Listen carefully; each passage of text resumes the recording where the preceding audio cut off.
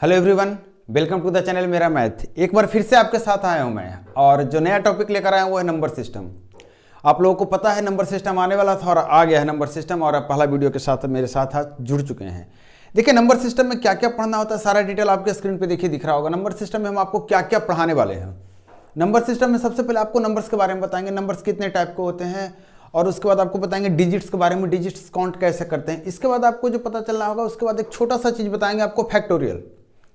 Factorial के बाद आप देख रहे होंगे नंबर ऑफ फैक्टर्स बताएंगे कैसे निकालते हैं। प्राइम फैक्टर्स निकालना होगा, इवन फैक्टर्स निकालना होगा, और फैक्टर्स निकालना होगा, या पूरे फैक्टर्स की बात हो, या फिर फैक्टर्स के सम की बात हो, या फैक्टर्स के गुणनखंड की बात हो। आपको प्रोडक्ट ऑफ फैक्टर्स भी हम बताने वाले हैं, मतलब फैक्टर्स के गुणनखंड निकालने हो, चाहे और फैक्टर्स के गुणनखंड पूछे, चाहे इवन के, चाहे फिर इवन टोटल के, या फिर प्राइम फैक्टर्स, सारे के गुणनखंड आपको हम बताने वाले हैं। इसके साथ आपको बताने वाले हैं कि काउंटिंग नंबर्स जो होता है, जैसे कि मान लीजिए कोई भी नंबर्स ले लीजिए कि 2 है, तो 2 एक फैक्टोरियल में जब बात करते हैं, फैक्टोरियल बताऊंगा तो वहाँ पे बताऊंगा फैक्टोरियल क्या होता है। तो उस तरह के सिचुएशन में जब आपसे पूछा जाता है 2 कितने बार आया है, जैसे मान लीजिए 220 है, इसमें 2 कितने बार आया है, तो कैसे पता करेंगे, वो चीज़ हम आपको बताएंगे कितने बार 2 आया है। 1 गुना 2 गुना 3 गुना, इस तरह से अगर 100 बार आप लिखते हैं तो 2 कितने बार आएगा, 3 कितने बार आएगा, 4 कितने बार आएगा। और इसको सीखने के जस्ट बाद आपको हम बताने वाले हैं कि 0 कितने बार आएगा। मतलब कोई भी गुना अगर दे दिया लंबा चौड़ा और उसमें पूछा कि आखिर में 0 कितने आएंगे, वो हम आपको काउंट करना बताएंगे। इतना सीखने के बाद आपको हम लेकर आएंगे कहाँ पे, तो डिविजिबिलिटी पे। भाग देने का जो नियम होता है, डिविजिबिलिटी का जो रूल होता है, भागफल के जो नियम होते हैं वो बताने वाले हैं कि 2 से कैसे कब भाग लगेगा, 3 से कब लगेगा, 10 से कब लगेगा, 15 से कब लगेगा, 17 से कब लगेगा। इस तरह के सारे नंबर्स का डिविजिबिलिटी रूल आपको बताएंगे। इसके जानने के बाद आपको यूनिट डिजिट में बताऊंगा, जिस पे सवाल आता है। यूनिट डिजिट क्या है, मतलब कि कोई भी बहुत लंबा चौड़ा गुना दे दिया है, भागा दे दिया, और उसमें पूछेगा इकाई का अंक क्या होगा, वो हम आपको लेकर बताएंगे। इसके बाद आपको हम बताएंगे रिमाइंडर कैसे निकालते हैं, और यूनिट डिजिट के साथ साथ आपको ये भी बताने वाला हूं कि दहाई के अंक कैसे निकालते हैं। मतलब लास्ट का 2 अंक अगर निकालना हो तो कैसे निकालते हैं, वो भी लेकर आए हूं आपके लिए। तो बहुत ही अलग तरीके से समझाने का तरीका होगा। और इसके बाद आपको जो लेकर आया हूं रिमाइंडर थ्योरम, अगर शेष निकालना हो शेष कैसे निकालेंगे। इसके बाद नंबर सिस्टम में कंटिन्यू हम करेंगे, जिसमें आपको फ्रैक्शन के बारे में बताऊंगा, सर्ट्स एंड डिसीजेस के बारे में बताऊंगा, आपको पावर्स के बारे में बताऊंगा, बाइनोमियल के बारे में बताऊंगा, square, square root, cube, cube root, fractions, जो भी चीज़ें आते हैं, सिंप्लीफिकेशन, सीरीज जो होता है, अर्थमेटिक सीरीज, ये सब सारी चीजें लेकर आऊंगा। और साथ में कंटिन्यू करेंगे एलसीएम एचसीएफ भी। मतलब इस पूरे सेक्शन को मैं कंटिन्यू करने वाला हूं, 1 बाय 1 आपको डेली क्लास मिलने वाले हैं, पर डे क्लास आपको मिलेंगे। क्लास का टाइमिंग आप देख लिए होंगे, उसी टाइम पे आपको क्लास मिलने वाला है। और तो तैयार हो जाइए, असाइनमेंट भी आपको मिलेगा। असाइनमेंट में भी बहुत सारे सवाल प्रैक्टिस के हैं, प्रीवियस ईयर के क्वेश्चन हैं, तो आप असाइनमेंट भी बनाइए। और जो भी क्वेश्चन दिक्कत होता है आप पूछिए। आपको पता है डॉट ग्रुप में आप ज्वाइन कर चुके हैं, तो आपको पता है क्वेश्चन कैसे भेजा जाता है। जो डॉट ग्रुप के बारे में नहीं जानते हैं, डिस्क्रिप्शन में एक लिंक दिया हुआ टेलीग्राम ग्रुप का, डॉट ग्रुप को ज्वाइन कीजिए, वहाँ पर असाइनमेंट मिलेगा आपको, और वहीं से आप क्वेश्चन पोस्ट कर सकते हैं, जो भी क्वेश्चन दिक्कत होती है। तो चलिए स्टार्ट करते हैं नंबर सिस्टम। नंबर सिस्टम की सबसे पहले जो शुरुआत होती है, नंबर्स कहाँ से आया, तो नंबर्स आता है, नंबर्स के पहले एक शब्द आता है डिजिट। एक शब्द क्या आता है, डिजिट। तो पहले थोड़ा सा डिजिट के बारे में आपको बताता हूं, इसके बाद हम नंबर पे आएंगे, नंबर सिस्टम पे आएंगे। तो सबसे पहले देखिए कि डिजिट्स में जो सबसे बेस है, जो कि बहुत सारी जगह पे आप भूल जाते हैं, मतलब बहुत छोटी सी चीजें हैं नंबर्स का। जैसे मान लीजिए कि डिजिट्स कितने होते हैं, तो आपको पता है 1 0 1 2 3 4 5 6 7 8 9। इसको क्या बोलते हैं आप, डिजिट्स बोलते हैं। इसको क्या बोलते हैं, डिजिट्स। इसको क्या बोलते हैं, अंक। यही हमारा अंक है। अब इसी के कॉम्बिनेशन से हमारा क्या बनता है, नंबर्स बनता है। मतलब अगर आपके दिमाग में सवाल आ रही है कि सर जरूरी है कि हम 2 को मिलाकर ही नंबर बनाएं तभी नंबर बनेगा, हम सिर्फ 1 को बात करेंगे तो नंबर नहीं है, बिल्कुल ये नंबर है। 1 भी एक नंबर है, और इसको क्या बोलते हैं, एक अंक का संख्या, 1 डिजिट नंबर। अगर बात करते हैं 2 की, तो ये भी एक अंक की संख्या। मतलब इन सारे अंकों को आप बोल सकते हैं ये एक अंक की संख्या है। इतना ही नहीं, अगर आप 2 एक साथ मिला के 21 लिखते हैं या फिर 12 लिखते हैं, तो इसको हम बोलते हैं 2 अंकों की संख्या। ये कौन सा नंबर है, 2 अंकों से बना हुआ नंबर है। अब इसमें आपको बता रहा हूं जो चीजें बेसिक, एकदम बेसिक है, जो सबसे पहले आप जब भी पढ़े होंगे नंबर्स के बारे में, जब भी सुने होंगे क्लास 3 में, 4 में, 5th में, तो आपको सबसे पहले बताया गया होगा एक फेस वैल्यू और एक प्लेस वैल्यू। अब देखिए फेस वैल्यू क्या होता है, फेस वैल्यू एक होता है और एक प्लेस वैल्यू होता है। फेस मतलब अंकीय मान, हिंदी और इंग्लिश दोनों में लेकर चल रहा हूं। और प्लेस वैल्यू को बोलते हैं स्थानीय मान। ठीक है। अब देखिए कैसे पता चलेगा, तो आप नाम से पहचानिए। फेस, इसका चेहरा क्या है, इसका अंक क्या है। मतलब आपको मेरे सामने अगर कोई लिख कर दे दिया आपको, ये कोई एक ऐसा अंक दे दिया है, एक संख्या है, ये अंक नहीं है, एक संख्या है। अगर इसमें आपसे पूछ रहा है कि 5 जो है इसका अंकीय मान क्या है, फेस वैल्यू क्या है, तो देखने में क्या दिख रहा है 5, तो इसको बोलेंगे 5 ही इसका अंकीय मान है। अगर आपसे पूछेगा इसका नहीं, इसका प्लेस वैल्यू क्या है, इसका पोजीशन क्या है, प्लेस मतलब इसका जगह, कौन सा जगह पे बैठा है, कौन सा इसका स्थान है, तो इधर से काउंट करेंगे 1 2 और ये 2 स्थान है तो 2 जीरो इसके जगह पे दे देंगे और ये अंक वैसे ही का वैसे ही रहेगा। मतलब इसका प्लेस वैल्यू जो हो गया, इसका जो स्थानीय मान हो गया वो कितना हो गया 500। अगर मान लेते एक नंबर यहां पे दे दिया 7 8 7 6 5 और 6, आपसे सवाल पूछेगा कि 7 का दो जगह 7 आया, दोनों जगह जो 7 आया है उसका स्थानीय मान का अंतर बताइए।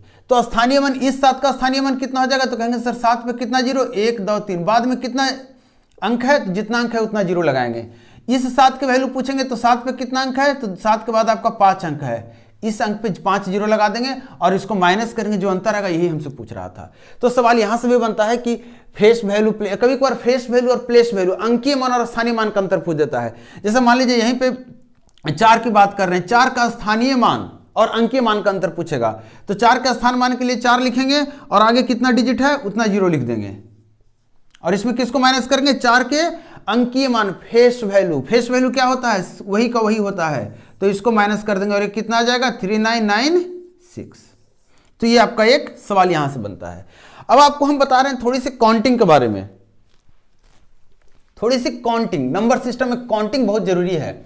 आजकल आप देख रहे होंगे, यूट्यूब पे पढ़ रहे हैं तो आपको पता है बहुत सारा जगह मिलियंस में व्यूज होते हैं, सब्सक्राइबर्स मिलियंस में होते हैं। तो मिलियंस आया कहां से और कैसे काउंट करते हैं, 1 मिलियंस में क्या होता है, कितना होता है, ये सारा कुछ हम बताएंगे। तो सबसे पहले आपको हम बता दें कि ज़्यादा नहीं बता पाएंगे, लेकिन इतना बता देंगे कि 0 1 2 3 4, मैंने एक नंबर ऐसे ही लिख रहा हूं, ठीक है।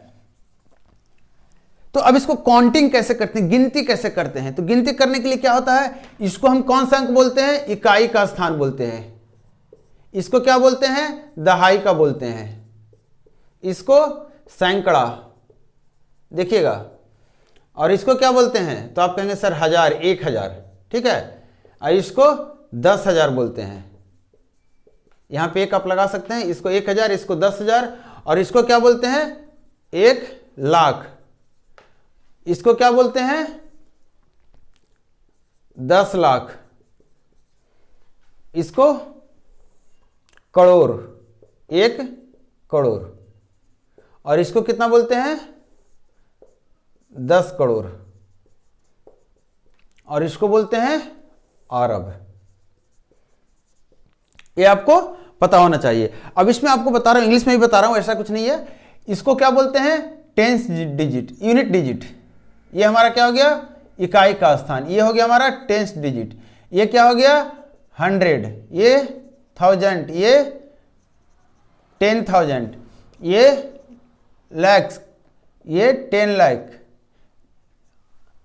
ये क्या हो गया 1 करोड़, 1 करोड़ बोलिए या फिर ऐसे लिखिए, और ये हो गया 10 करोड़, और ये हो गया अरब।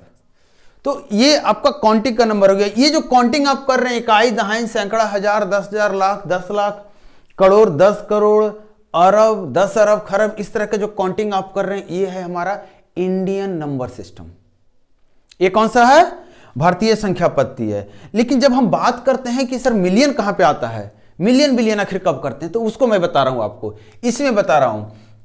इसको हम बोलते हैं इकाई, ठीक है, सेम बोलते हैं यूनिट, देखते जाइएगा टेंस, 100, और इसको क्या बोलते हैं, ध्यान दीजिएगा 10,100, बोलते थे 10,000 10,100, नहीं इकाई दहाई 100, ये क्या हो गया आपका 1000 हो गया, सॉरी ये 1000 हो गया। इसको बोलते हैं 10,000, इसको बोलते हैं 100,000। देखिएगा ध्यान से, हम जब अपने नंबर सिस्टम में बात करते हैं तो 10 के बाद बदल जाता है, मतलब 10,000 होने के बाद लाख पे आ जाते हैं हम, 10,000 होने के बाद किस पे आते हैं, लाख पे आ जाते हैं। उसी तरह 10 लाख होने के बाद हम करोड़ पे आते हैं, 10 करोड़ होने के बाद हम आगे बढ़ते हैं। लेकिन यहाँ पे आपको 1000 होने के बाद आगे बढ़ते हैं, और 1000 सबसे पहले कौन होता है, 1000 ही 1000 बनता है। मतलब इकाई दहाई सैकड़ा 1000 10,000 100,000। अब हम बात करेंगे किसकी, मिलियन। सबसे छोटा क्या होता है, मिलियन होता है। तो ये 1 मिलियन हो गया, ये हो गया आपका 10 मिलियन, ये हो गया 100 मिलियन, ये हो गया 1000 मिलियन। 1000 मिलियन मतलब क्या बोलेंगे इसको, 1 बिलियन। क्लियर है। तो देखिएगा बहुत अच्छे से समझा रहा हूं, इसमें 10 पे बदलता था, इसमें 100 पे बदलता है। ठीक है।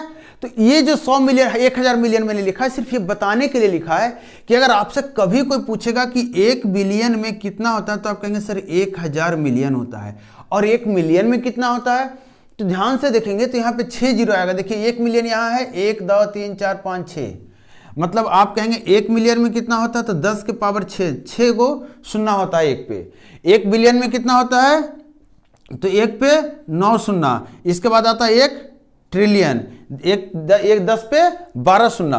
अच्छा इतना ही नहीं, कभी कभार काउंटिंग में आप बहुत जगह इस्तेमाल करते हैं, वो चीजें बताने वाला हूं कि आप इस्तेमाल करते हैं तो आगे भी उसको आप यूज कर सकते हैं। जैसे कि आप बोलते हैं 1000, जैसे यहाँ पे 1000 होता है, मान लीजिए 12 ऐसे लिखा हुआ है 1200, तो आप बहुत जगह 1200 नहीं बोलते, आप बोलते हैं 1200, बोलते हैं कि नहीं। उसी तरह से 1 लाख को आप 100,000 भी बोल सकते हैं, 120,000 अगर आप बोल रहे हैं, इसका मतलब 1,20,000 है, तो आप इसको 1,120,000 भी बोल सकते हैं। तो बोलचाल की भाषा में आपको पता होना चाहिए कि हम क्या बोल सकते हैं। इससे क्या होता है कि आपका थोड़ा सा स्ट्रांग होता है, कैलकुलेशन स्ट्रांग होता है, क्योंकि आपको पता है आगे चल के कैलकुलेशन भी मैं सिखाने वाला हूँ। सिंप्लीफिकेशन में आपको बताऊंगा कैलकुलेशन कैसे फास्ट करते हैं, वैसे आपको हर तरह के क्वेश्चन में मैं ये बताता हूँ कि कैलकुलेशन को कैसे फास्ट किया जाता है। अब हम आते हैं नंबर सिस्टम पे। यहां तक आपने देख लिया कि प्लेस वैल्यू क्या होता है, फेस वैल्यू क्या होता है, हमारा इंडियन नंबर सिस्टम जो है, हमारा इंटरनेशनल नंबर सिस्टम है, सारा कुछ आपने देख लिया। अब हम किस पे बात करते हैं, अब हम बात करते हैं टाइप्स ऑफ नंबर्स पे। तो आपको पता है संख्या क्या होती है, तो अंकों के मिलने से जो बनता है उसको संख्या बोलते हैं। अब संख्या 1 अंक की भी हो सकती है, संख्या 2 अंक की भी हो सकती है, संख्या 3 अंक की भी हो सकती है। लेकिन संख्या में भी बहुत प्रकार आता है। एक डेसिमल नंबर सिस्टम आता है, दशमलव की संख्या जो पत्ती होती है वो हम पढ़ते हैं, जो हम संख्या पत्ती पढ़ रहे हैं ये दशमलव वाली है। इसके अलावा एक और होता है जिसको बोलते हैं बाइनरी नंबर सिस्टम। वो जो कंप्यूटर की भाषा, मैं इसलिए बाइनरी बता रहा हूं आपको क्योंकि आप एक बार में समझ जाएंगे। कंप्यूटर की जो भाषा होती है वो बाइनरी नंबर सिस्टम होती है। मतलब कंप्यूटर को जब आप 2 बोलते हैं तो वो 2 नहीं समझता है, इसको हम बोलते हैं डेसिमल सिस्टम में, लेकिन वो बाइनरी सिस्टम में इसको समझता है। और बाइनरी सिस्टम में जब इसकी आप बात करेंगे तो 2 की वैल्यू होती है 1 और 0। ठीक है। उसी तरह से अगर 3 की बात करेंगे, आप अगर कंप्यूटर में 3 आप टाइप कर रहे हैं तो कंप्यूटर 3 नहीं समझता है, कंप्यूटर 3 नहीं समझता। वो क्या समझता है, वो समझता है 2 की पावर 101। ठीक है, सॉरी गलत हो गया मेरे से, 1 समझता है ये। ठीक है। आपको बताऊंगा बाइनरी कैसे कन्वर्ट करते हैं, सारा कुछ लेकर आऊंगा। आपको किसी भी तरह की कोई भी परेशानी ऐसा नहीं होने वाला है कि आपको कोई भी छूटने वाला है। और अगर कभी भी ऐसा आपको लगे, देखिए मेरा क्लास में आप फ्री होते हैं कुछ भी पूछने के लिए, तो कभी भी आपको ऐसा लगे कि सर ये चीज़ छूट गया या फिर ये चीज़ आप बता दीजिए, ये भी चीज़ मैं जानना चाहता हूँ, आप कमेंट जरूर कीजिए, कमेंट करके बताइए हमें आपको और क्या सीखना है। क्योंकि हो सकता है ऐसा कि बहुत सारे टॉपिक छोटे छोटे होते हैं जो मिस हो जाते हैं। जैसे कि प्लेस वैल्यू अगर यहाँ पर मैं नहीं बताता तो हो सकता है आगे मिस हो जाता, तो थोड़ा सा नोट डाउन करके मैं रखता हूँ कि क्या क्या चीज़ें आपके काम की हैं और वो चीज़ें बताता हूँ। तो आप भी बताते रहिए, आप भी मुझे सजेस्ट कीजिए कि क्या चीज़ आपको छूट रहा है, क्या चीज़ आपको चाहिए।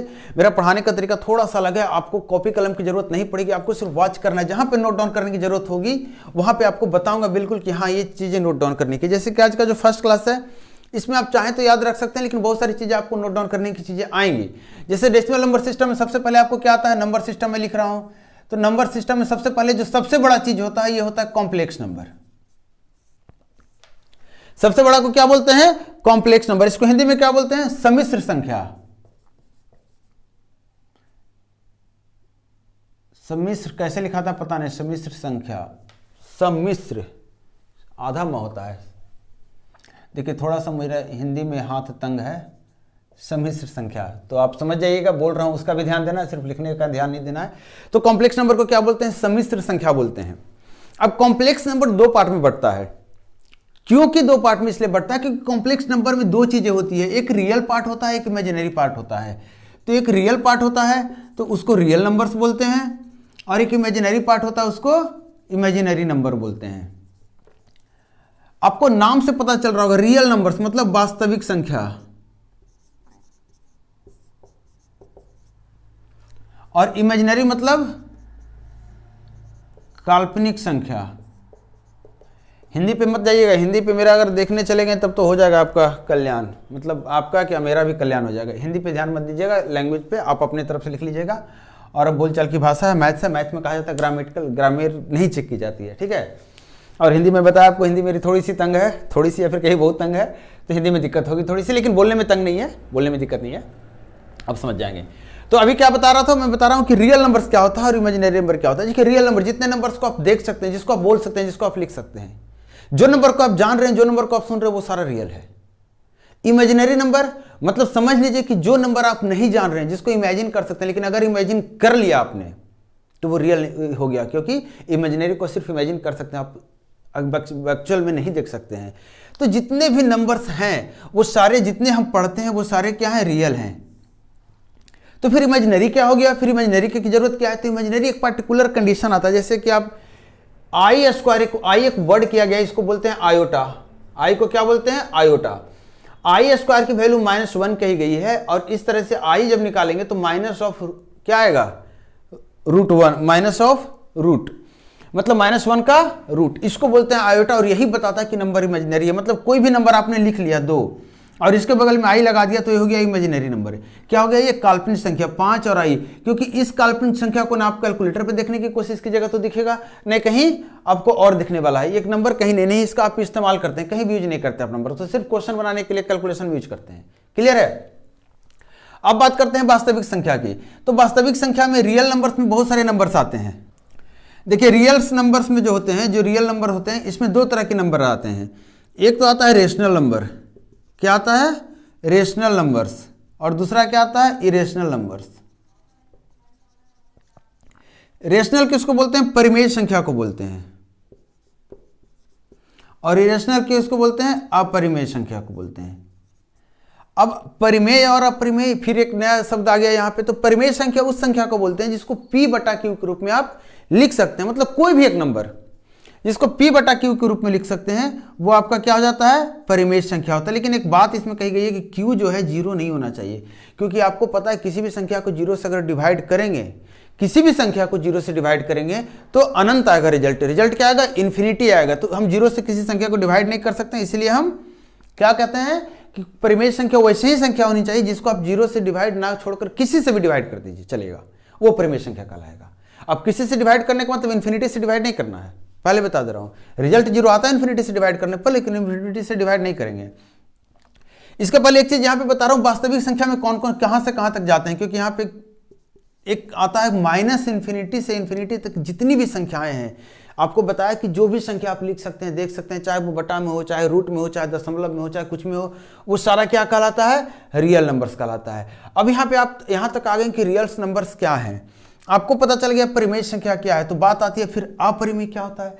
तो अपरिमेय उन सारी परिमेय संख्याएं, वो ऐसी सारी संख्याएं जिसको P/Q के रूप में आप नहीं लिख सकते हैं, उसको बोलते हैं अपरिमेय संख्या। आपको पता होना चाहिए कि 22/7 को आप P/Q के रूप में लिख दिए तो ये अपरिमेय संख्या नहीं है, ध्यान रखना है।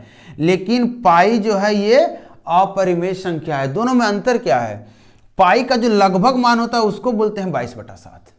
पाई का जो लगभग मान होता है उसको 22/7 बोलते हैं, और 22/7 की जब वैल्यू निकालेंगे तो लगभग जो आएगा 22/7 की वैल्यू वो आता है 3.1428, जबकि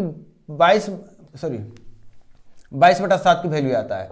और पाई की वैल्यू आप बताएंगे तो 3.1415 आता है, लगभग बता रहा हूं। तो इसके बाद और भी डिजिट जाते हैं। तो पाई जो है और 22/7 दोनों बराबर नहीं है, दोनों लगभग बराबर है। क्या है, दोनों लगभग बराबर है। तो यहां से अब थोड़ी सी कैलकुलेशन का पार्ट आपको लेकर चलेंगे, क्योंकि कोशिश है कि आपको सारी चीजें बताऊं। तो आप वीडियो को अच्छे से देखिए, एंजॉय कीजिए, जो भी दिक्कत है वो पूछिए हमसे, मजे लीजिए वीडियो में। आपको सारा कुछ लेकर आए हूं और इसके लिए आपको कहीं कुछ परेशानी उठाने की जरूरत नहीं है। सारा मेहनत मैं कर रहा हूं, आपको सिर्फ पढ़ाई करनी है। पढ़ाई एक ऐसी चीज है कि मतलब कभी आपको बेकार नहीं जाने वाली है, तो पढ़ाई में कोई दिक्कत नहीं होनी चाहिए। अब देखिए यहाँ पे क्या बता रहा था, मैं बता रहा था कि एक इमेजिनरी नंबर की, वहां पे छोटा सा चीज बता रहा हूँ क्योंकि इस पर सवाल कभी कभार आ जाता है कि देखिए अगर मान लेते हैं कि कोई 2 - 3i एक इमेजिनरी नंबर है और एक इमेजिनरी नंबर है 5 + 4i। अब अगर इन दोनों की जोड़ने की बात करेंगे तो आपको पता है कि जुटता कब है, जब टर्म्स लाइक होता है, लाइक टर्म्स ही हम ऐड करते हैं। लाइक टर्म्स कहने का मतलब एक तरह की चीजें ही जुड़ती है। मतलब आपसे पूछा जाए 2 आम प्लस 3 अमरूद कितना हुआ, तो आप ये नहीं कहेंगे सर 5 आम या 5 अमरूद। क्लियर है? आप क्या कहेंगे, नहीं जोड़ सकते क्योंकि दोनों अलग अलग चीजें हैं। तो यहां पे देखिए ये रियल नंबर्स है और ये मिल गया इमेजिनरी, तो रियल किसके साथ ऐड होगा, 5 के साथ, और 2 गुना 5 कितना हो जाता है, 10। उसी तरह ये किसके साथ ऐड होगा, गुना होगा, तो कहेंगे सर -3i किसके साथ गुना होगा, 4i के साथ। तो ये 2 टर्म्स तो यहां मिल गया। लेकिन आपको पता है कैसे गुना करने का नियम क्या है, याद रखिएगा, a प्लस बी गुना c प्लस डी। कैसे गुना करते हैं, एक को लेते हैं इन दोनों के साथ गुना करते हैं, दूसरे को लेते हैं फिर इन दोनों के साथ गुना करते हैं। ये हमारा गुना करने का नियम है, इसको फॉयल मेथड बोलते हैं। ठीक है, तो आप देखिए इसको 2 को मैंने इससे गुना कर दिया, तो 2 को इससे भी तो गुना करना होगा, तो 2 को जब इससे गुना करेंगे तो क्या आ जाएगा, 2 गुना 4i। इसको हमने इससे गुना किया, अब इसको इससे भी तो गुना करना होगा, तो इसको गुना करेंगे तो -3i गुना, अच्छा इसको इससे गुना कर लिया है, इससे गुना करना 5। अब देखिए यहां पे फिर से आप देखेंगे बहुत सारे 3 टाइप के आपको टर्म मिले हैं। एक तो पूरा 10 है, एक यहां देखिए -12i गुना i स्क्वायर, एक देख लीजिए 4 दूना 8, ये प्लस में है 8i, और एक यहां देख लीजिए 5 या 15 माइनस में, और ये 15i। अब आपको बताया था कि i क्या है, तो आपको बताया था कि i स्क्वायर को हम बोलते हैं -i या -1, या फिर i को बोलते हैं -1 का रूट।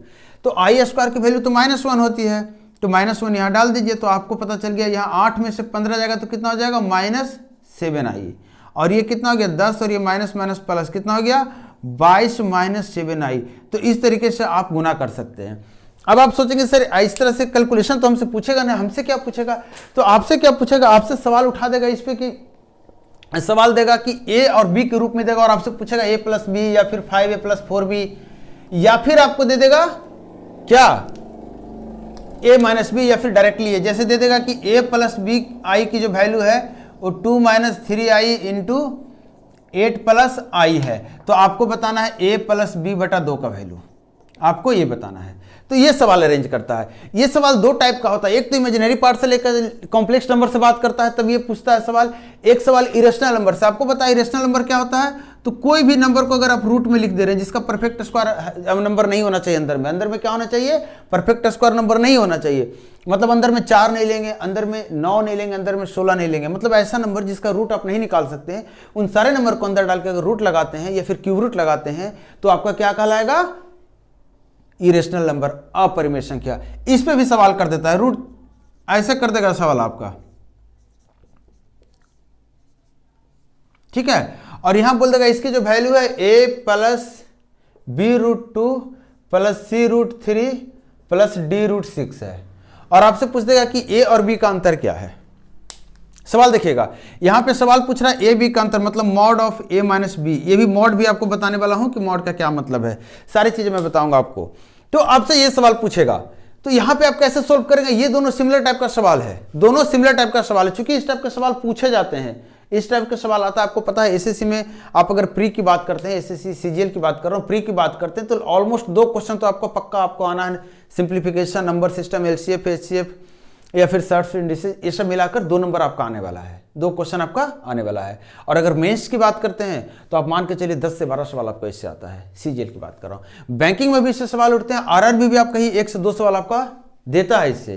तो ये बहुत ही इंपॉर्टेंट टॉपिक है, छोटा छोटा टॉपिक है लेकिन लंबा थोड़ा सा है, लेकिन इससे सवाल आएंगे और बहुत हार्ड टॉपिक नहीं है, कुछ भी इसमें टफ नहीं आपको मिलने वाला, सब सिंपल मिलने वाला है। जैसे देखिए इस सवाल को मैं बना रहा हूं, अब आपको बोल रहा हूं कि मैं ए और बी की वैल्यू निकालनी है, तो आप देखिए कि ए के लिए इसको पहले तो आपको गुना करना होगा। अभी आपने देखा कि जब गुना कर रहे थे तो हमारा जो टर्म बचा था वो 2 ही बचा था, एक आई वाला बचा था, एक बिना आई वाला बचा था। तो 2 को 8 से गुना करेंगे तो कितना हो जाएगा 16, 2 को आई से गुना करेंगे तो कितना हो जाएगा 2i, 3 को इससे गुना करेंगे तो 24i, और इसको अगर इससे गुना करेंगे तो -3i स्क्वायर, और इसको फिर से देखिए 16, और ये कितना हो गया -22i, और ये कितना है -3i स्क्वायर, डायरेक्टली कर दें +3, क्योंकि आई स्क्वायर तो -1 होता है, माइनस माइनस प्लस हो जाएगा। तो अब जो निकल कर आया है, क्या निकल कर आया है 19 - 22i। आपसे क्या पूछ रहा था, a प्लस बी बटा 2। अब देखिए इसको ध्यान से देखिए तो a की जगह पे कौन सा है, 19 आया है, मतलब आप 19 लिख लिए। b की जगह पे क्या आया है, तो 22 आया है, आई तो है ही, तो b की जगह पे 22 है लेकिन -22 है, मतलब आप ऐसे लिखेंगे और बटा 2। अब कितना हो गया, -3 बटा 2, और ये इस सवाल का जवाब हो गया। यही आपसे पूछ रहा है। अब इस सवाल को भी अगर आपसे ए बी सी डी निकालने बोलता तो आप निकाल लेते, लेकिन आपको छोटा सा मैं शॉर्टकट कर दे रहा हूं, छोटा सा शॉर्टकट कर रहा हूं, क्योंकि सवाल जितना पूछ रहा है उतना ही करना है आपको। ए और बी से आपको मतलब है, सी और डी से मतलब नहीं है। तो ए कैसे निकलेगा, तो कहेंगे सर इन दोनों को गुना करेंगे तो 12 आएगा और ए के सामने 12 आएगा। हमें बी चाहिए, √2 से हमें मतलब है, तो √2 से मतलब कैसे निकालेंगे, तो √2 आप ध्यान से देखिए, तो √2 किसके साथ मल्टीप्लाई होगा, इसके साथ मल्टीप्लाई होगा, तो आएगा 4√2, और यही आपका ए हो गया और यही आपका बी हो गया। और 12 4 का अंतर कितना आता है, 8, और ये इस सवाल का जवाब है। आपको आगे निकालने की जरूरत नहीं है। आप सोच रहे हैं सर आगे निकालने की जरूरत क्यों नहीं है, तो इसलिए जरूरत नहीं है क्योंकि देखिए इसको इससे गुना करेंगे √6 आएगा, ये वाला टर्म आएगा, इसको आपने इससे गुना कर दिया, इसको इससे गुना हो गया, इसको इससे गुना करेंगे तो ये वाला टर्म आएगा। तो सी और डी अगर पूछेगा तो √3 वाला हम लेते, √6 वाला लेना है तो ये दोनों को गुना करते, लेकिन हमें ए बी से पूछा था तो हम इतना ही करेंगे। ये हमारा टेक्निक होता है कॉम्पिटिटिव एग्जाम का कि हमसे जितना पूछा जाता है हम उतना ही पे बात करते हैं और बाकी चीज़ें पे हम फोकस नहीं करते हैं। पूरा लिखने के बाद भी आप करेंगे तो यही आने वाला है। तो इस तरह के सवाल बनते हैं इरेशनल नंबर से, और इस तरह के कॉम्प्लेक्स नंबर से सवाल बनते हैं जो आपको बताया। अब बात कर रहा हूं कि जो पूछता नहीं आजकल एकदम मतलब ना के बराबर पूछता है, लेकिन आपको पता होना चाहिए। कभी भी रेशनल नंबर्स के बीच में रेशनल नंबर निकालने पूछेगा तो एक तरीका बताऊंगा, और कभी भी इरेशनल नंबर के बीच में रेशनल पूछ दे या इरेशनल के बीच में इरेशनल पूछ दे, कुछ भी पूछ दे, एक तरीका बताऊंगा। जैसे मान लीजिए रेशनल नंबर आपको बता दिया 4/5 है, ठीक है, और इधर आपका 2 है, आपको पूछ दिया इसके बीच में रेशनल नंबर, तो आपको करना कुछ नहीं है। आपको अगर बटा में दिया हुआ है, मैंने एक बटा में लिया एक बटा में नहीं लिया, तो जो बटा में नहीं है उसको आप बटा में 1 लिख सकते हैं, क्योंकि 1 से किसी को भी भागा देने पे क्या मिलता है, वही मिलता है। तो इसके बाद आपको क्या करना है, नीचे के बराबर बनाना है। तो नीचे को बराबर बनाने के लिए आप क्या करेंगे, 5 से ऊपर नीचे गुना कर देंगे। अब ये कितना हो गया, 10/5, ये 4/5, ये 10/5। तो 4 से 10 के बीच में कितना नंबर आता है, तो कहेंगे सर 5 6 7 8 9, और सबके नीचे 5 लगा दीजिए। तो इतने सारे आपके रेशनल नंबर निकल कर आ गए। आए कि नहीं आए? अगर बात कहेगा कि नहीं भैया हमें 5 नहीं चाहिए, हमें 15 चाहिए, तो आप कुछ नहीं कीजिए, 1 0 यहां बिठा दीजिए, 1 0 यहां बिठा दीजिए, 1 0 यहां बिठा दीजिए, 1 0 यहां बिठा दीजिए। देखिए अब 40 से 100 हो गया, आपको और ज्यादा 15 क्या, बहुत ज्यादा नंबर्स निकल कर आ गए। तो इस तरीके से कितना भी नंबर निकालने बोलेगा आप निकाल सकते हैं। अगर इसके बीच अपरिमेय संख्या बोला निकालने, तो भी हम यही मेथड बताएंगे, यूज करेंगे, ठीक है। अब बात कर रहे हैं कि अगर अपरिमेय संख्या दिया हुआ ही है, अगर मान लेते हैं √2 दिया हुआ और √3 दिया हुआ है, ये अपरिमेय संख्या है। अब इसके बीच अपरिमेय संख्या या फिर परिमेय संख्या निकालने बोलेगा तब क्या करेंगे, आपके दिमाग में बात ये आती होगी। तो इसको भी वैसे ही करेंगे, आप √2/1 कर सकते हैं, √3/1 कर सकते हैं। आपको पता है एक को √1 और 1 दोनों एक ही चीज़ है, मतलब आप इसको ऐसे कर सकते हैं। आपको आगे बताऊंगा जब इस तरह के सवाल आएंगे आपके सामने, ये इंडिसेस और सर्ट्स में बताऊंगा ये सारे रूल, हालांकि बीच में भी बताऊंगा मैं जहां पे जरूरत पड़ेगा इसका, ठीक है। तो इसको आप लिख सकते हैं कितना, √2/1, रूट के अंदर है 2/1, और यहां लिख सकते हैं √3/1। अब आपको सिंपल तरीके चलना, वही तरीका जो मैं बताया था। आप नीचे 2 0 लगा दीजिए, ऊपर 2 0 लगा दीजिए। नीचे 2 0 लगाने इसलिए बोल रहा हूं ताकि आपका नीचे बाहर निकल जाए, नीचे क्या हो जाए, 10 हो जाए। 100 का स्क्वायर रूट कितना होता है, 10, ऊपर कितना बचा, 200, यहां कितना होता है 300, ऊपर भी 2 0 बैठाना है था ना, और यह कितना हो गया 10। अब आप बताइए यहां से 200 से 300 के बीच कोई एक नंबर लीजिए। ध्यान क्या रखना, हम रूट के अंदर से नंबर उठा रहे तो रूट के अंदर ही डालेंगे।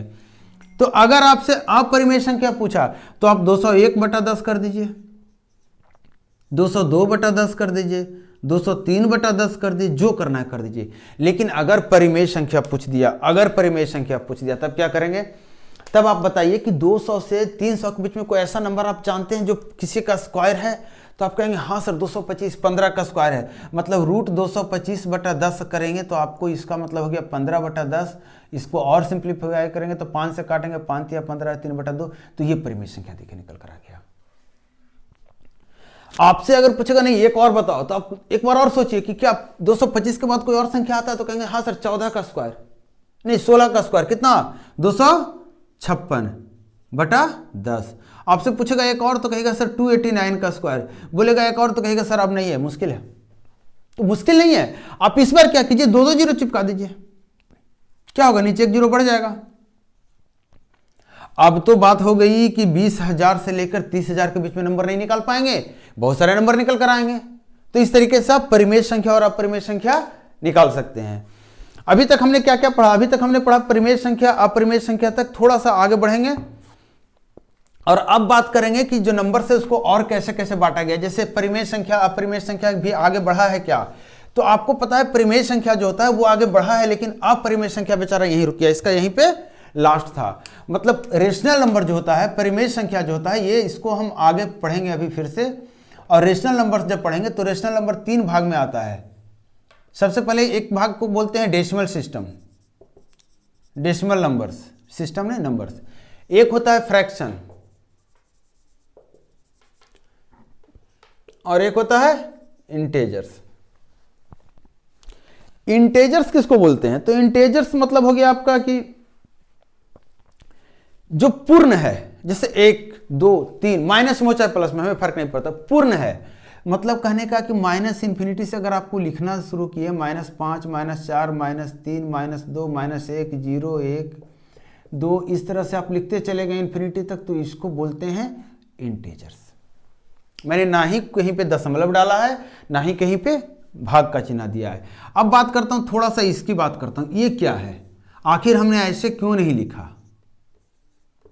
ठीक है, तो इसका मतलब होता है क्लोज्ड, मतलब ये वाला जो चीज है माइनस इन्फिनिटी इसके साथ है, माइनस इन्फिनिटी यहां से यहां तक बात करें, इन दोनों के बीच में गिनती में आएगा, काउंट किया जाएगा। लेकिन अगर ये बात चिन्ह है तो इसका मतलब वो ओपन, मतलब हम माइनस इन्फिनिटी को नहीं बात कर रहे हैं, हम इन्फिनिटी को नहीं ले रहे, हम उसके पहले और उसके पहले की संख्या ले रहे हैं। आप कहेंगे सर फिर इन्फिनिटी है क्या, तो इन्फिनिटी एक ऐसी संख्या जहां तक आप पहुंच नहीं सकते हैं। अगर आप गलती से पहुंच गए, आपको लगता है कि इन्फिनिटी एक नंबर होगा, बहुत बड़ा नंबर होगा, ठीक है कोई बात नहीं, आप सोचेंगे सर नंबर हम लिख लेते हैं, लीजिए ना,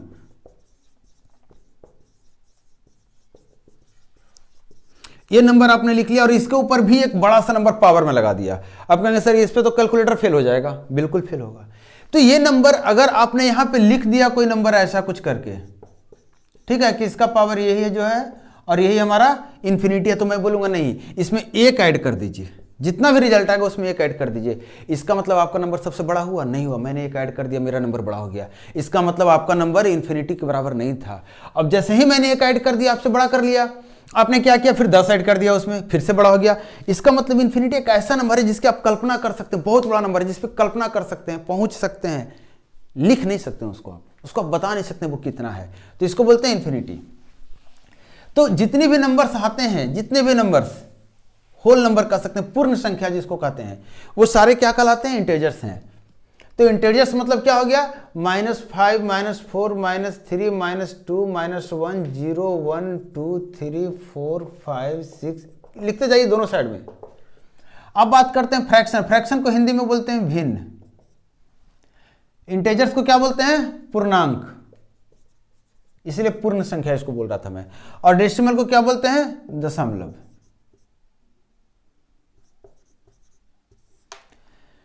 तो अब देखिए कि यहां पे हर एक चीजें फिर से बटेगा, जैसे दशमलव फिर से बटेगा, फ्रैक्शंस फिर से बटेगा, इंटेजर्स भी फिर से बटेगा, दशमलव फिर से बटेगा। दशमलव 2 तरह का दशमलव होता है, दशमलव भी आपके 2 प्रकार के आते हैं। दशमलव में 2 कौन कौन से प्रकार आते हैं, तो आप कहेंगे सर दशमलव में जो 2 प्रकार आता है उसको क्या बोलते हैं, terminating decimal and non terminating decimal. मतलब देखिएगा ध्यान से, टर्मिनेटिंग डेसिमल और non terminating decimal. Terminating decimal कहने का मतलब वो जो जिसका अंत है, जो रुकता है आगे जाकर। जैसे एग्जांपल देखिए, उदाहरण देखिए, 2.135 खत्म हो गई बात। जैसे देखिए 1.50 खत्म हो गई बात, 12.13 खत्म हो गई बात। तो ये टर्मिनेटिंग डेसिमल, इसका अंत है कहीं पे, ये रुका हुआ है, अंत है। अब बात रही नॉन टर्मिनेटिंग। नॉन टर्मिनेटिंग किसको बोलते हैं, जैसे लिख दिया 1.232323, अब ये लिखते जा रहे हैं, रुक नहीं रहे हैं। एक जैसे है 4.12587123485 लिखते जा रहे हैं, कोई अंत नहीं है इसका। तो अब देखिए जो टर्मिनेटिंग डेसिमल है इसको आप परिमेय संख्या के रूप में लिख सकते हैं, मतलब इसको आप रेशनल नंबर बोलेंगे कि टर्मिनेटिंग डेसिमल क्या है, एक रेशनल नंबर, एक परिमेय संख्या है, क्योंकि इसको आप लिख सकते हैं इतना बटा 1, दशमलव को बाद में हटाना मैं बताऊंगा, तो इसको आप परिमेय संख्या के रूप में लिख सकते हैं। दशमलव को हटाने के लिए बताता हूं, कुछ नहीं करते हैं। दशमलव को हटाने के लिए दशमलव के बदले में, जैसे यहाँ पे मान लीजिए 1.56 है, तो दशमलव के बदले में 1 लिख देते हैं, इसको मिटाइए और यहाँ 1 लिख दीजिए, और इसके आगे जितना डिजिट है उतना शून्य कर दीजिए। यही दशमलव को हटाने का तरीका है। जैसे मान लीजिए 2 है, 5 है, 0 है, 6 है, अब इसमें दशमलव हटाना है, तो दशमलव को हटा दिया, बटा में नीचे 1 लिख दिया इसके जगह पे, और जिसके आगे जितना डिजिट है उतना 0। आप कहेंगे सर अगर 2.50 है तो कोई बात नहीं, आप इसको बटा कीजिए, इसके जगह पे 1 लिखिए, और यहाँ 2 गो है तो 2 जीरो लगाइए। अब एक चीज और बता रहा हूं आपको, मल्टीप्लिकेशन का एक साइन होता है डॉट, और एक डेसिमल का साइन होता है। आपने नोटिस किया होगा कि अभी तक मैं जो भी लिख रहा हूं 12.75 लिखा, ये जो है ये दशमलव है, लेकिन अगर आप ऐसे लिखते हैं ये बीच में, तो ये गुना का चिन्ह होता है, ध्यान रहे। डेसिमल का डॉट मिडिल से नीचे होता है। सॉरी, थोड़ा सा डिस्टर्बेंस होता है तो मुझे रुकना पड़ता है, कोई बात नहीं। तो डेसिमल का डॉट क्या होता है, बीच से थोड़ा सा नीचे होता है, जबकि गुना का जो चिन्ह होता है, जो मल्टीप्लिकेशन का साइन होता है, एकदम बीचों बीच में होता है। अब बात करते हैं नॉन टर्मिनेटिंग की। देखिए मैंने जो नॉन टर्मिनेटिंग लिखा, आप नोटिस करेंगे तो पता चलेगा आपको, सर इसमें तो 2 और 3 बार बार 2 ही 3 आ रहा है, तो इसको बोलते हैं रिपीटिंग। ये रिपीट कर रहा है, रिपीटिंग डेसिमल, और इसको बोलते हैं नॉन रिपीटिंग डेसिमल। ये रिपीट नहीं कर रहा है। जो रिपीट कर रहा है इसको फिर से आप परिमेय संख्या के रूप में लिख सकते हैं, इसको रेशनल नंबर के रूप में आप लिख सकते हैं, तो ये रेशनल नंबर कहलाएगा। लेकिन इसको आप नहीं लिख सकते, और यही आपका इरेशनल नंबर है, अपरिमेय संख्या है। क्या है, अपरिमेय संख्या। तो यहां तक आपको क्लियर हो गया। दशमलव क्या होता है, 2 तरह का होता है, टर्मिनेटिंग और नॉन टर्मिनेटिंग। टर्मिनेटिंग मतलब जिसको हम रेशनल नंबर के रूप में लिखते हैं। नॉन टर्मिनेटिंग मतलब उसमें भी 2 बात आती है, एक रिपीटिंग और एक नॉन रिपीटिंग। रिपीटिंग मतलब जिसको आप दशमलव फ्रैक्शन के रूप में, परिमेय संख्या के रूप में लिख सकते हैं, और नॉन रिपीटिंग हमारा नहीं लिख सकते हैं, और ये जाता है इरेशनल के कैटेगरी में। अब इसके बाद बात करते हैं भिन्न की, देखते जाइएगा। भिन्न की जब बात करते हैं तो भिन्न भी हमारा 3 टाइप का होता है। भिन्न हमारा 3 टाइप का होता है। एक आता है हमारा क्या सा, मिक्स्ड फ्रैक्शन, मिश्र भिन्न बोलते हैं इसको। एक होता है हमारा प्रॉपर फ्रैक्शन, और एक इम्प्रॉपर फ्रैक्शन। अच्छा एक बात बताइए, आपको नाम से समझ में आ रहा होगा, प्रॉपर ये फ्रैक्शन है, हाँ ठीक है, ये इम्प्रॉपर, ये फ्रैक्शन कुछ नहीं है, ऐसा कुछ लग रहा होगा सुनने में ना। तो एक चीज बताइए आप मुझे कि प्रॉपर फ्रैक्शन कहने का क्या मतलब, फ्रैक्शन मतलब क्या होता है, टुकड़ा। फ्रैक्शन का मतलब टुकड़ा, मतलब जब आप एक को 1 से ज्यादा के टुकड़ों में तोड़ेंगे, 5 को 5 से ज्यादा के टुकड़ों में तोड़ेंगे, तो इसको ऐसे लिखेंगे। मैथ की भाषा में कैसे लिखेंगे, 5 को जब 6 के टुकड़ों में तोड़ेंगे तो 5/6 लिखेंगे। तो जब भी फ्रैक्शन में आपको ऊपर की चीजें, देखिएगा ऊपर की चीजें छोटा हो जाए, तो इसको क्या बोलते हैं, प्रॉपर फ्रैक्शन। यही असली फ्रैक्शन है। असली फ्रैक्शन क्या है, जब ऊपर की चीजों को बोलते क्या है, तो ऊपर की चीजों को बोलते हैं अंश। क्या बोलते हैं, न्यूमरेटर। और नीचे की चीज को क्या बोलते हैं, हर। इसको क्या बोलते हैं, डिनोमिनेटर। अब आगे बढ़ते हैं तो आपको पता चलेगा कि सर फिर ये क्या है, फिर इम्प्रॉपर फ्रैक्शन क्या है। ये है कि भाई ऐसा है कि इसका उल्टा कर दो, मतलब ऊपर की चीजें जब बड़ा हो जाए, जैसे 15/4, जैसे 7/3, जैसे 10/3, तो ये सब चीजें में आप देख लीजिए ऊपर की चीजें बड़ा है, अंश बड़ा है। जब अंश बड़ा होगा तो हम क्या बोलेंगे, उसको इम्प्रॉपर फ्रैक्शन है। क्यों ऐसा करते हैं, क्योंकि इसमें एक कंप्लीट टुकड़ा नहीं है, इसमें कुछ पूरा भी है। जैसे कि आप 15/4 की बात करेंगे तो कहेंगे सर ऊपर को लिख सकते हैं 4 + 4 + 4 4 8 4 12 + 3/4 लिख सकते हैं कि नहीं लिख सकते हैं, आप लिख सकते हैं। अब अलग अलग भागा दीजिए तो पता चलेगा ये एक टुकड़ा पूरा है, चार ही का टुकड़ा बना रहे हैं ना, टोटल टुकड़ा कितना है 4, तो 4 के लिए 4, एक टुकड़ा पूरा हो गया, यहाँ 1 पूरा हो गया, यहाँ 1 पूरा हो गया, मतलब इसको कहेंगे सर 3 तो पूरा है और 3/4 और टुकड़ों में बटा है। मतलब आप बात कर रहे हैं कि जो इम्प्रॉपर फ्रैक्शन होता है ये क्या होता है, एक प्रॉपर फ्रैक्शन और एक इंटीजर का मिश्रण होता है, दोनों का मिलकर बना होता है। और इसी को जो मिलकर बना होता है इसका एक अलग कैटेगरी बना है, ये है मिक्स्ड फ्रैक्शन। मिक्स्ड फ्रैक्शन मतलब क्या हो गया कि 3 पूर्णांक 3/4 इसको पढ़ते हैं, मतलब ये पूरा है 3 पूर्णांक है, 3 क्या है पूर्णांक है और 3/4 क्या है प्रॉपर फ्रैक्शन है। तो इन दोनों से मिलकर जब बनता है उसको बोलते हैं इम्प्रॉपर फ्रैक्शन, या फिर कहिए प्रॉपर फ्रैक्शन और पूर्णांक से मिलकर जो बनता है उसको इम्प्रॉपर फ्रैक्शन बोलते हैं जब ये फ्रैक्शन के रूप में होता है, और जब इसका पूर्णांक को अलग करते हैं तो मिक्स्ड फ्रैक्शन बोलते हैं इसको, क्योंकि इसमें पूर्णांक और फ्रैक्शन दोनों मिला होता है। क्लियर है? अच्छा, इसको एक बदलने के लिए बताता हूं कि कैसे इसको बदलते हैं। ठीक है, कोशिश है कि थोड़ा सा आपको अच्छे से लेकर चलो, कोई दिक्कत ना हो। देखिए, जो भी बच्चे पहली बार वीडियो को देख रहे हैं, आपके लिए मैं नया हूं, लेकिन याद रखिए आप ही के लिए मैं हूं। कहने का मतलब थोड़ा सा कंसंट्रेशन से पढ़िए, आपको दोबारा कभी पढ़ने की जरूरत नहीं पड़ेगी। मेरा थोड़ा तरीका अलग होता है, आप जब आगे बढ़ेंगे, अभी तो थोड़ा सा आपको लग रहा होगा बोरिंग, क्योंकि थ्योरेटिकल चीज़ है, बहुत सारे रूल्स हैं जिसको आपको समझने के साथ साथ याद भी रखने हैं। आगे जब जाएंगे तो आपको पता चलेगा बहुत कुछ रूल्स नहीं है, बस उतना ही था जितना फर्स्ट से या सेकेंड क्लास में मिला हमें। उसके बाद तो रूल्स है ना बहुत, तो फिर तो लॉजिक है, सिर्फ नंबर सिस्टम, सिर्फ लॉजिक मिलेगा आपको। आगे जब मैं बताने वाला हूँ मतलब रिमाइंडर थ्योरम बताने वाला हूँ, यूनिट डिजिट निकालने वाला हूँ, टेंस डिजिट निकालूंगा, मतलब दहाई के अंक जब निकालने बताऊंगा तो पता चलेगा यार ये तो बड़ा अच्छा है, मजा है, एकदम पैटर्न पे चलता है सारा कुछ। ठीक है, अब देखिए यहाँ पे क्या बता रहा था कि अगर आपको 4/1/2 को आपको बताना है कि ये जो मिक्स्ड फ्रैक्शन है, जो मिक्स्ड फ्रैक्शन है, जो मिक्स्ड मिश्र भिन्न है, इसका अगर हम लिखना चाहेंगे फ्रैक्शन में, मतलब इम्प्रॉपर में, तो कैसे लिखेंगे? तो आपको कुछ नहीं करना है, इसको 4 + 1/2 लिख देना है। जिनको नहीं आता है, कुछ भिन्न का जोड़ आता होगा, उनको 4 + 1/2 लिखना है, 1 करना है। और मैं एलसीएम नहीं लेने बताऊंगा, क्योंकि एलसीएम मैं नहीं बताया हूं, आप बिना एलसीएम लिए भी बना सकते हैं सवाल को। कैसे करेंगे? आप नीचे बराबर कर दीजिए, बराबर करने के लिए आपको हमेशा गुना करना होता है, जो छोटा रहेगा उसमें गुना करेंगे, और दोनों में कभी कभार गुना करना पड़ता है। अब देखो ऊपर कितना हो गया, 8/2 ये हो गया, और 1/2। जैसे ही नीचे बराबर हो गया मतलब नीचे का 2 फिक्स हो गया, क्योंकि हर जगह 2 है। और अभी आपको देखा था, मैंने बताया था ऐसे लिखेंगे, यहीं से आया और यहीं से ये आया, तो इसको ऐसे लिखते हैं। अब बताता हूं डायरेक्ट नियम कि ये और ये क्या है। तो ये जो पूर्णांक है इसको जिससे भागा दे रहे हैं, जो नीचे वाला हिस्सा है इसमें गुना करते हैं, इसमें क्या करते हैं? गुना करते हैं। और जो भी आता है इसको इसमें क्या करते हैं? ऊपर वाले से जोड़ देते हैं। तो 4 को 2 से गुना कीजिए, कितना आएगा? 8, और इसको ऊपर वाले में जोड़ देंगे तो कितना हो जाएगा? 9। इसको 9/2 लिखते हैं। मतलब आपको यहाँ से समझ में आया कि यहाँ से भी 9/2 आ गया, यहाँ से भी। इसका मतलब आप ये कह सकते हैं 4/1/2 वही है जो 4 + 1/2 है। इसका अप्लाई कीजिएगा, ये अप्लाई अगर करेंगे तो आपका कैलकुलेशन फास्ट होगा, इसलिए बता रहा हूं। ऐसा नहीं कि आप सबको पता नहीं है, पता सबको है, लेकिन अप्लाई आप नहीं करते हैं। आप यहां से 4 × 2 = 8 + 1 करने लगते हैं। बहुत जगह ऐसा होता है कि इसको गुना करने दे देगा आपको, इसको गुना करने दे देता है 5 से, इसको गुना करने आपको 5 से दे देता है। तो आप क्या करते हैं? 4 × 2 = 8, 9/2 गुना 5 करते हैं। नहीं कीजिए। अब देखिए 5 को 4 से गुना कीजिए, 20 आ गया, और 1/2 को 5 से गुना करेंगे, आधा को 5 से गुना करेंगे, 2.5 आएगा, प्लस 2.5 आ गया। और जब 20 और 2.5 को जोड़ेंगे तो कितना हो जाएगा? 22.5 होगा कि नहीं होगा? तो ये इसके लिए कोई कलम की जरूरत नहीं, कुछ नहीं करना है, सीधे इतना ही कीजिए। आप इसको अलग गुना कीजिए, इसको अलग गुना कीजिए, जोड़ दीजिए, मतलब आप दिमाग में सारी बातें कर सकते हैं।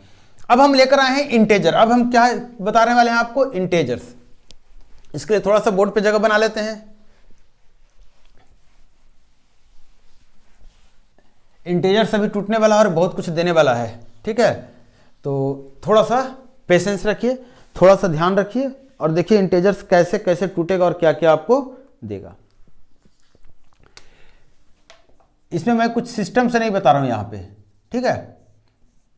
जैसे इंटेजर्स में आपको क्या बताया? -∞ से काउंट करना शुरू कीजिए।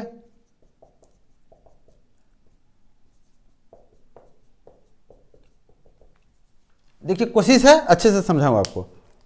जब आप यहां से इसको बात करते हैं तो ये होता है पॉजिटिव, इसको ऐसे लिखते हैं इंटेजर्स, धनात्मक पूर्णांक। हिंदी जिनको हिंदी वर्जन जो भी है, जो भी हिंदी में क्वेश्चन बनाते हैं, आप साथ साथ नोट करते जाइएगा। इस पे उम्मीद मत कीजिएगा कि हर बार हिंदी लिखूं, कभी कभार छूट जाता है, ठीक है? तो इसको बोलते हैं पॉजिटिव इंटेजर्स, धनात्मक पूर्णांक। और यहां से यहां जो हो गया इसको बोलते हैं नेगेटिव इंटेजर्स, नकारात्मक पूर्णांक। और ये जो बेचारा है बीच में 0, ये 0 ही है। इसका नाम क्या है पता है? इसका नाम है non negative non positive integer.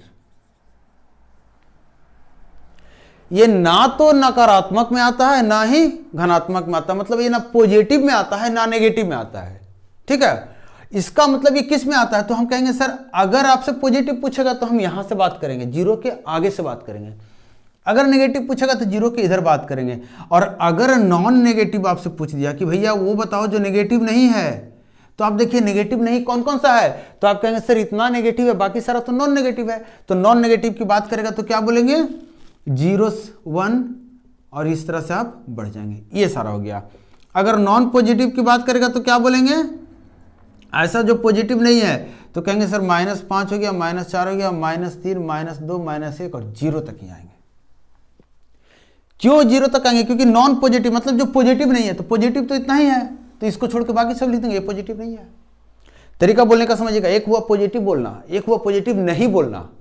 ठीक है, तो इस पे ध्यान दीजिएगा। अगर बोलेगा पॉजिटिव नहीं तो हम ये लेंगे, अगर बोलेगा नेगेटिव नहीं तो हम ये लेंगे। मतलब अगर पॉजिटिव नहीं बोलेगा तो भी 0 आएगा, अगर नेगेटिव नहीं बोलेगा तो भी 0 आएगा, क्योंकि 0 है ही non negative non positive. Clear. अब देखिए यहां पे अब जो और इसके अलावा जो नंबर्स आते हैं, छोटे छोटे नंबर्स हैं वो आते हैं, जैसे होल नंबर्स आता है, पूर्ण संख्या, पूरा है ये। होल नंबर्स किसको बोलते हैं, 0 1 2 3, 0 से जो भी संख्याएं होती है आगे तक सारे होल नंबर्स में आते हैं। इसके बाद आपको क्या मिलता है, आपको मिलता है पॉजिटिव नंबर्स। अच्छा पॉजिटिव आपको बता दिया वहां पे। इसके बाद आपको मिलता है इवन नंबर्स, सम संख्या। सम संख्या किसको बोलते हैं, एक ऐसी संख्या, एक ऐसी संख्या ध्यान दीजिएगा जो हमारा 2 से कट जाए। आप कहेंगे सर 0 सम है कि विषम है, क्योंकि बहुत जगह आपको हो सकता है इस पर कंफ्यूजन है। 0 याद रखिए 0 सम संख्या है, बताऊंगा अभी कैसे, इसको बताऊंगा क्योंकि मैथ है तो ऐसा नहीं है कि आप सिर्फ मान लीजिए क्योंकि मैं बोल रहा हूं, आपको करके दिखाऊंगा मैं अभी। इसको क्या बोलते हैं, विषम संख्या।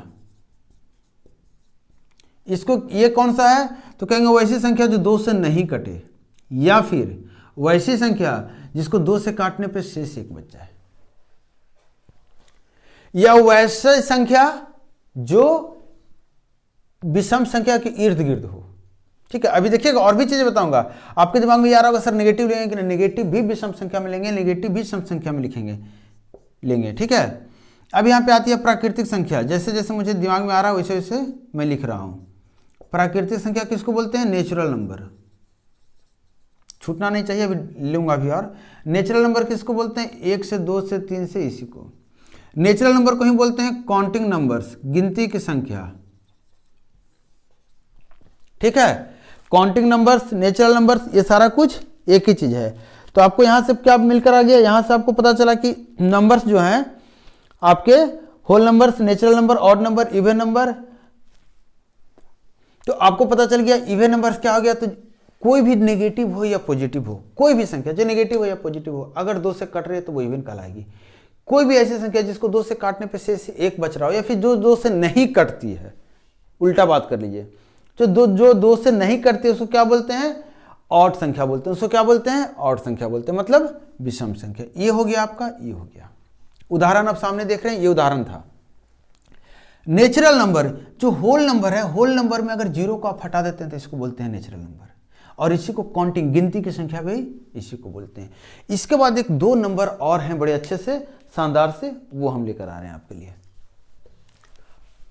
वो क्या है, तो कहेंगे सर कंपोजिट नंबर। वो क्या है, प्राइम नंबर, मतलब अभाज्य संख्या और भाज्य संख्या।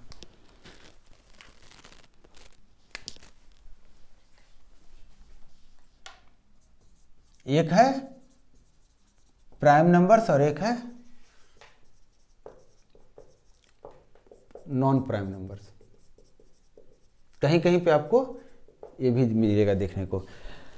अब बात करते हैं प्राइम नंबर्स की और नॉन प्राइम नंबर्स की। तो प्राइम नंबर्स और नॉन प्राइम नंबर्स में क्या होता है, तो कहेंगे सर प्राइम नंबर किसको बोलते हैं? प्राइम नंबर एक ऐसी संख्या को बोलते हैं जिसके जो संख्या सिर्फ एक से कटे या फिर अपने आप से कटे। कोई संख्या बोलकर देखिए, आप कोई संख्या बोल के देखिए, इसको आप ऐसे लिखिए कि जिसका 2 फैक्टर हो, ओनली 2 फैक्टर्स, और इसकी परिभाषा क्या बोलेंगे? More than 2 factors.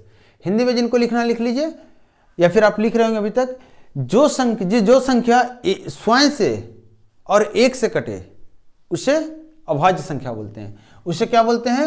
अभाज्य संख्या। कंपोजिट नंबर किसको बोलते हैं? कंपोजिट नंबर तो वैसी संख्या जो स्वयं से तो कटे ही, एक से तो कटे ही, क्योंकि कोई भी संख्या स्वयं से कटती है एक बार में, और अगर एक बार में स्वयं से कटी है तो एक से भी कटेगी स्वयं बार में। समझ में आ रही है? जैसे एक नंबर ले रहा हूं 5, इसको एक से काटेंगे तो 5 मरतबे कटेगा, खत्म हो गई बात। इसका मतलब अगर 5 से जब इसको काटेंगे, जितने मरतबे कटा था उसी से काटेंगे तो 1 मरतबे कटेगा। मतलब कोई भी संख्या जो स्वयं और एक के अलावा किसी भी एक संख्या से कम कटे उसको क्या बोलते हैं? Composite number. या फिर आप ऐसे कहिए कि कोई भी नंबर जिसका फैक्टर्स 2 से ज्यादा हो, जितना फैक्टर्स होगा उन सारे से कटेगा नंबर से। या फिर ऐसे कहिए एक ऐसी संख्या जो 2 से ज्यादा संख्या से कटती हो, इस सारे केस में हम उसको बोलेंगे कंपोजिट नंबर। अब बात करते हैं कंपोजिट नंबर और प्राइम नंबर के बाद 2-3 चीजें आपको पढ़नी है, जैसे को प्राइम नंबर पढ़नी है। को प्राइम नंबर होता है एक,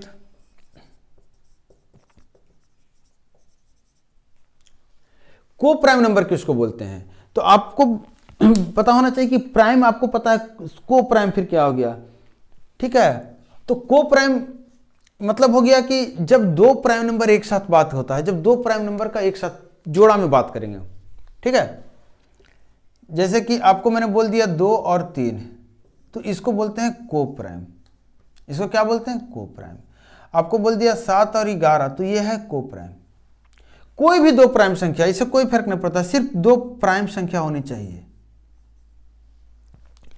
कोई भी 2 प्राइम संख्या ले लीजिए, एक साथ अगर बात करेंगे तो को प्राइम बोलेंगे। और एक होता है रिलेटिवली प्राइम नंबर्स। ये क्या होता है? तो कहेंगे सर रिलेटिवली प्राइम मतलब क्या हो गया? तो ऐसी दो संख्याएं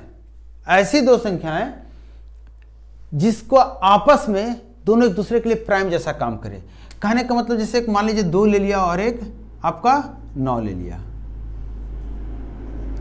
तो आप बताइए कि दोनों के बीच क्या कॉमन है? तो कहेंगे सर कुछ भी नहीं, एक दूसरे के लिए दोनों प्राइम है, तो इसको बोलेंगे। या फिर इसको आप ऐसे भी समझ सकते हैं HCF चूंकि नहीं बोलना चाह रहा था मैं, क्योंकि आपको HCF मैं नहीं बताया हूं, लेकिन आप ये समझ रहे हैं कि दोनों एक से कटे। या फिर जब भी कोई 2 संख्या एक साथ लिखी गई हो और दोनों सिर्फ एक से कट रहा हो,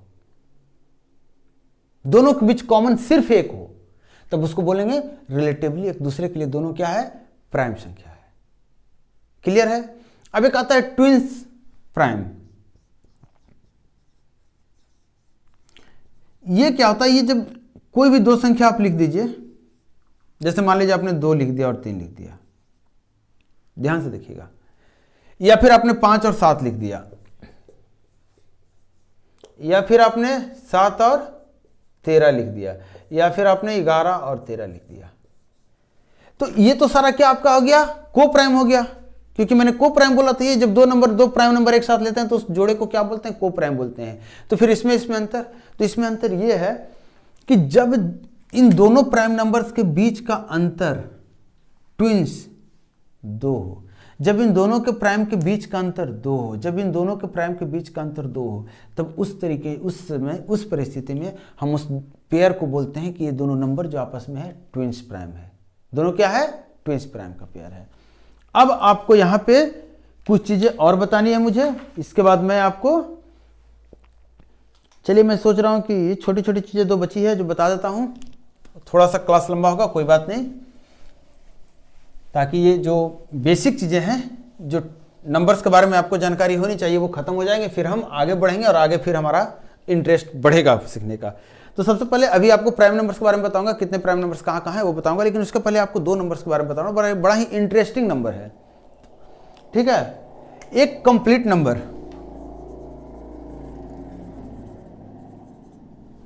और एक परफेक्ट नंबर, दोनों को जब बताऊंगा आपको, जो पहले से जानते हैं उनके लिए अच्छी बात है, जो पहली बार सुन रहे हैं नाम दोनों का, दोनों को जब बताऊंगा समझाऊंगा तो कहेंगे सर दोनों एक ही है, लेकिन दोनों का डिफिनेशन अलग अलग है। कंप्लीट नंबर किसको बोलते हैं? जब कोई नंबर्स के, कोई भी नंबर्स ले लीजिए, मैंने ले लिया आपका जैसे 8 ले लिया, इसके फैक्टर्स कौन कौन है, मतलब किस किस नंबर से कटेगा? तो 1 से कटेगा, 2 से कटेगा, 4 से कटेगा, 8 से कटेगा। जब कोई भी नंबर्स के सारे फैक्टर्स का जोड़ उस नंबर से दुगना हो जाए, तब हम क्या बोलते हैं? उसको कंप्लीट नंबर बोलते हैं। अब यहां पे जोड़िए तो क्या हो जाता था? 8 2 4 2 6 1 7 8 7 15 हो गया, इससे दुगना हुआ? तो कहेंगे सर नहीं, तो 8 हमारा क्या है? कंप्लीट नंबर नहीं है। 6 के बारे में एक बार चेक कीजिए तो कहेंगे सर 1 2 3 और 6 जोड़ेंगे तो 1 2 3 3 3 6 12, ये हो गया 12। तो नंबर से कितना हो गया सम? फैक्टर्स का सम कितना हो गया? नंबर से दुगना हो गया, तो इसको बोलेंगे ये कंप्लीट नंबर है। अब 28 पे चेक कीजिएगा, 28 भी एक कंप्लीट नंबर है। इसके बाद बढ़ेंगे तो एक नंबर और बता दे रहा हूँ, 496 एक कंप्लीट नंबर है। अभी तक टोटल 51 कंप्लीट नंबर निकले हैं, सिर्फ 51 कंप्लीट नंबर का पता चल पाया, एक कॉमन ही ऐसे नंबर पता चल पाए जो कंप्लीट नंबर के कैटेगरी में आते हैं। ये जो परफेक्ट नंबर है, परफेक्ट नंबर का क्या परिभाषा है? सेम परिभाषा सुनिएगा ध्यान से, कि एक नंबर जिसका सारा फैक्टर वो स्वयं अपने नंबर को छोड़कर, इसको नहीं लेना है, इसके सारे फैक्टर्स स्वयं नंबर को छोड़कर अगर कौन लेते हैं फैक्टर्स, तो इन फैक्टर्स का जोड़ अगर नंबर्स के जोड़ के बराबर हो जाता तो इसको बोलते हैं परफेक्ट नंबर। आप जोड़ेंगे तो इसको 6 आएगा, ये हो गया आपका परफेक्ट नंबर। 28 का एक बार चेक कर लेते हैं तो क्या हो जाता है? 1 से कटेगा, 2 से कटेगा, 4 से कटेगा और किससे कटेगा? 14 से कटेगा और 28 से कटेगा, 7 से भी कटेगा ना, 7 से कटेगा और 14 से और 28 से। मैंने बोला था कि अगर आप परफेक्ट नंबर चेक करें तो जो फैक्टर्स में स्वयं नंबर आता है इसको आपको नहीं लेना है। अब इसको जोड़ेंगे तो आपको पता चलेगा 7 और 3 10 हो गया, और ये 18 10 28, देखिए बराबर हो गया, मतलब 28 क्या है? परफेक्ट नंबर्स है। 28 परफेक्ट नंबर्स की कैटेगरी में आता है, मतलब परफेक्ट नंबर किसको बोलते हैं? इसको बोलते हैं। अब बात करते हैं हम आपको प्राइम नंबर्स का थोड़ा सा, क्योंकि इस पे कभी कभार सवाल पूछता है और आपको पता होना चाहिए प्राइम नंबर्स कितने हैं, कैसे हैं। जो मैं फालतू की चीजें ज्यादा नहीं बताऊंगा आपको, लेकिन इतना बताऊंगा पूरा लिस्ट कि देखिए मैंने यहां से यहां कुछ कैटेगरी लिखा है। 0 ये अपना ले लिया 0, ये आपका 10 बना दिया, 10 20 30 40 50 नहीं, ज़्यादा हो जाएगा, 25 का ले लेते हैं। ये 25 हो गया, ये 50 हो गया, ये आपका 100 हो गया, ये 500 कर दीजिए, ठीक है। तो आपको बता रहा हूँ 1 से 25 तक आप काउंट करेंगे तो नंबर्स कितने हैं? प्राइम नंबर्स, ये प्राइम नंबर्स की बात बता रहा हूँ, किसकी? अभाज्य संख्या की। 1 से 25 तक में कितने प्राइम नंबर्स हैं? तो आप कहेंगे सर 9 है, ठीक है। 1 से 25 तक में कितने हैं? 9। और 25 से 50 तक में तो कहेंगे सर 6, और 50 से 100 तक में तो कहेंगे 10। ध्यान दीजिएगा कितने हैं? 10। अब बात करते हैं कि 100 से 500 के बीच में कितने हैं? तो 100 से 500 के बीच में लगभग 70, लगभग नहीं पूरा 70 प्राइम नंबर्स हैं। और अगर 500 से 1000 पे बात करेंगे तो 73 प्राइम नंबर्स आते हैं। ध्यान दीजिएगा, मैंने बोला 1 से 25 तक लेंगे तो आपको 9 प्राइम नंबर्स मिलेंगे, जबकि 25 से 50 में 6 मिलेंगे। अब यहां से आप चाहें तो जितने तरीके से सेट बना सकते हैं, जैसे 1 से 100 तक आपसे पूछ देगा तो 1 से 100 तक काउंट कर लीजिए, कितना हो गया? 25। आपसे पूछेगा 1 से 500 तक, तो 1 से 500 तक काउंट कर लीजिए तो कितना हो जाएगा? 195। और 1 से 1000 तक पूछेगा तो कितना हो जाएगा? तो आप कहेंगे कितना हो गया? 95 और जोड़ लीजिए 168। तो इससे आपको इस पे सवाल आता है, इसलिए मैं ये चीजें बताया हूं। अब एक चीज आपको और बतानी है मुझे, इस नंबर सिस्टम में, क्योंकि उसका भी कहीं कहीं यूज आता है और वो चीज़ें आपको जाननी चाहिए। वो क्या है? तो नंबर लाइन, संख्या रेखा। संख्या रेखा, नंबर लाइन। संख्या रेखा में क्या है आपका कि एक रेखा है, एक रेखा है। जैसे कि आप देख लीजिए कि यहां ले लिया, आपको पता रेखा किसको बोलते हैं? रेखा उस लाइन को बोलते हैं या उस ऐसी चीज को बोलते हैं, ऐसे चीज को जिसकी लंबाई अनंत हो, इसलिए इसके दोनों साइड में एरो लगाया जाता है। इसका कहने का मतलब हुआ इसको आप जितना लंबा ले जाना ले जाइए, इसको आप जितना लंबा ले जा सकते हैं, कोई दिक्कत नहीं है। इसको बोलते हैं रेखा। नंबर लाइन में जो जितने भी नंबर्स हैं, आप सारे नंबर्स को नंबर लाइन पे दर्शा सकते हैं, ठीक है। तो मान लीजिए यहाँ पे आपको क्या करना मैं बता रहा हूँ, इसलिए बता रहा हूँ क्योंकि इसका इस्तेमाल आप लोग बहुत जगह थोड़ा सा गड़बड़ करते हैं। जैसे मान लीजिए यहाँ पे आपने 0 लिखा, आपको 0, 5, 6, 8 ये नंबर और ये -3 आपको नंबर लाइन पे दर्शाने हैं कुछ चीज़ के लिए। कभी कभार कैलकुलेशन में ये आएगा, क्योंकि जब इनइक्वालिटी मैं बताऊंगा आपको तो वहाँ पे नंबर सिस्टम मैं बताऊंगा आपको, वहाँ पे खट से आप एक बार में इस चीज़ सब मतलब वहाँ पे जो इनइक्वालिटी है सोल्व कर लेंगे नंबर सिस्टम से, ठीक है। कैसा भी इनइक्वालिटी होगा तो वहाँ पे आपको करना क्या, जैसे मान लीजिए -3 आप क्या करते हैं कि ऐसे बनाते हैं। ये चीज़ें आप मत बनाइए, ये आपके काम के लिए नहीं है, ये बच्चों के काम के लिए है, ठीक है। ये आप नहीं कीजिए। आपको करना -3 0 5 6 8, तो आपको सिर्फ ऐसे लिखना है यहां से -3 0 5 6 8। आपको ये नहीं दिखाना है कि यहां पे 2 का अंतर है इतना हो गया, यहां पे 1 का अंतर बस इतना है, यहां 5 का अंतर इतना, इससे कोई फर्क नहीं पड़ता है, इससे कोई फर्क नहीं पड़ता। लेकिन हाँ, आपको ये पता होना चाहिए कि नंबर लाइन पे जब नंबर को दर्शाते हैं, इंटेजर्स को दर्शाते हैं, तो हर एक इंटेजर्स के बीच 1 का गैप होता है और हर एक सम संख्या के बीच 2 का गैप होता है, हर एक विषम संख्या के बीच 2 का गैप होता है। इस चीज को आप अप्लाई करना सीखिए, अच्छे से अप्लाई करना सीखिए। ये चीजें फिर मैं बताऊंगा इस गैप के बारे में, जहां पे इसका डायरेक्ट इंप्लीमेंटेशन होगा। फिलहाल एक छोटा सा सवाल लेते हैं, ठीक है। एक छोटा सा सवाल यह है कि P और Q जो है रिलेटिवली को प्राइम नंबर्स है। कुछ इस तरह है कि P + Q की वैल्यू 10 है। अगर P छोटा है Q से तो आपको बताना है PQ का कितना जोड़ा बनाया जा सकता है, PQ का कितना संभव मान है। सवाल आप सुन लिए हैं।